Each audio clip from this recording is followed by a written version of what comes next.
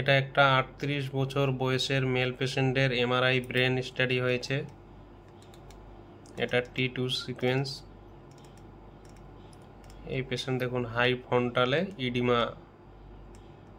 Edema দেখাচ্ছে right সাইডের high ফ্রন্টালে।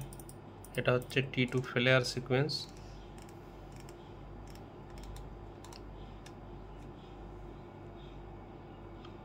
এই জায়গাটা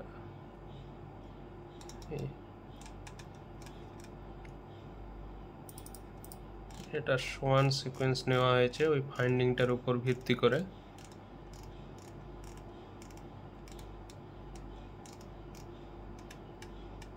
এই যে এটা একটা দেখতে পাচ্ছেন, এটাকে এনসিসি বলা হয়। এর কন্ট্রাস্ট ইমেজে আরো ভালো বোঝা যাবে। এটা হচ্ছে কন্ট্রাস্ট ইমেজ।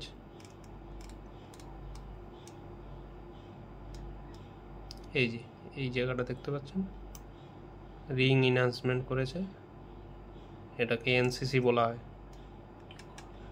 Thank you.